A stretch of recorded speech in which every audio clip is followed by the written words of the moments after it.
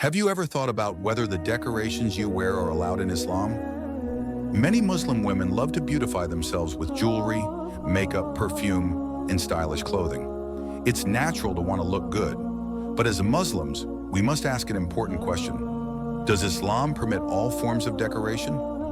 In today's world, trends change rapidly.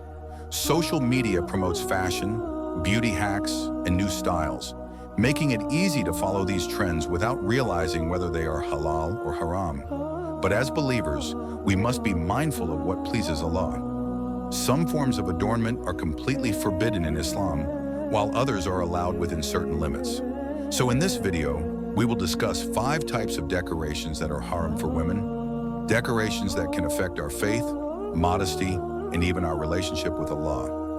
Stay with me until the end because this knowledge is something every Muslim sister should be aware of. Let's begin. 1. Wearing imitations of men's clothing or accessories. One of the biggest issues in today's fashion industry is the blurring of gender identity. Many styles encourage women to dress like men and men to dress like women. However, Islam strongly prohibits this. The Prophet, peace be upon him, said Allah has cursed those men who imitate women and those women who imitate men. Sunan Abu Dawud 498, authenticated by Sheikh Al-Albani. This means that if a woman wears clothes, shoes, or accessories designed for men, it is haram. What does this mean in practical life? Wearing men's suits, boots, ties, or baggy pants that resemble male clothing? Adopting a fully masculine style with the intention of looking like a man? Wearing accessories or hats specifically designed for men? However, this does not mean that women cannot wear modest clothing like pants, but their outfits should still look feminine and maintain the distinction between genders. Why is this important? Islam places great emphasis on identity and modesty. When a woman dresses in a completely masculine way, she removes the natural distinction that Allah has created between men and women. The beauty of a woman lies in her modesty, grace, and dignity, and our clothing should reflect that. 2. Wearing perfume in public. Many women love to wear perfume and body sprays when going out. But did you know that wearing perfume outside the home is strictly forbidden in Islam? The Prophet, peace be upon him, said any woman who wears perfume and passes by people so that they smell her fragrance is an adulteress. Sunan Abu Dawud 4173, authenticated by Sheikh Al-Albani. This might sound extreme, but the reason behind this ruling is clear.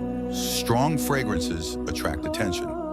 Islam teaches us to protect our modesty and avoid anything that draws unnecessary attention from non-mahram men. When is it allowed for a woman to wear perfume?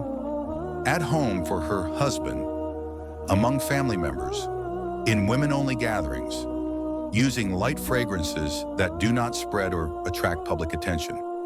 What about scented lotions, deodorants, or soaps? Mildly scented body care products are allowed as long as the fragrance is not noticeable to others.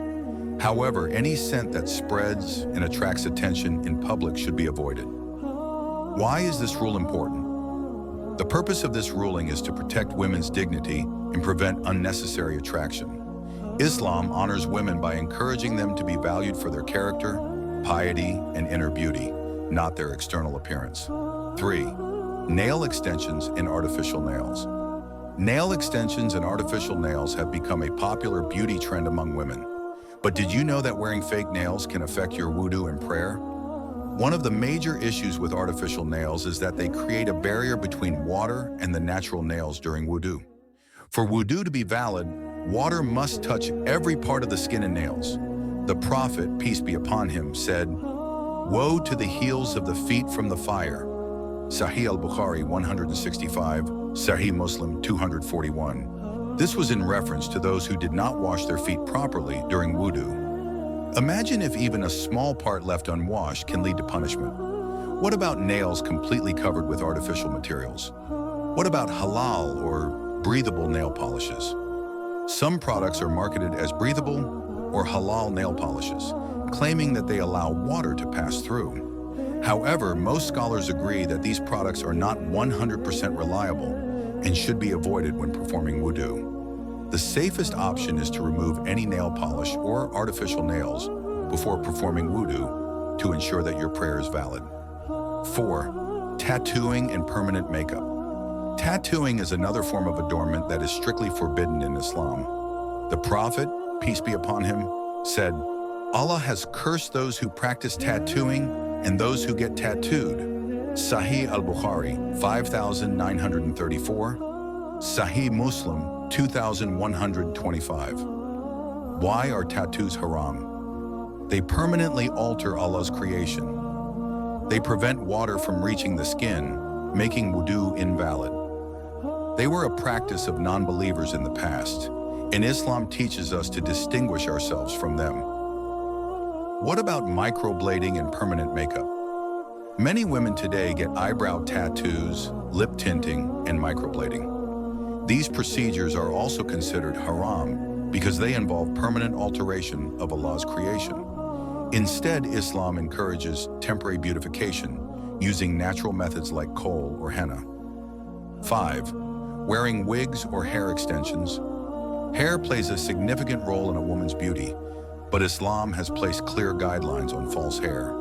The Prophet, peace be upon him, said, "Allah has cursed the one who attaches hair and the one who has it attached." Sahih al-Bukhari, 5934, Sahih Muslim, 2122.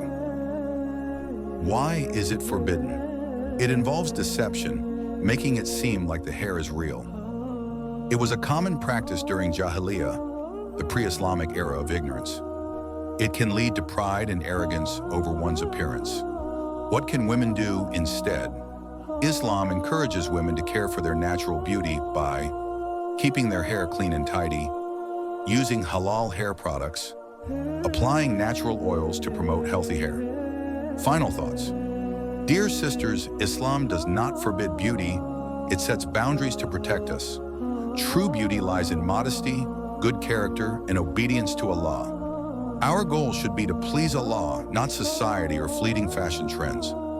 A true Muslim woman shines through her faith, not through excessive decorations. May Allah guide us all to what is best and help us follow His commands with sincerity. Ameen. Kindly subscribe this channel for more Islamic videos.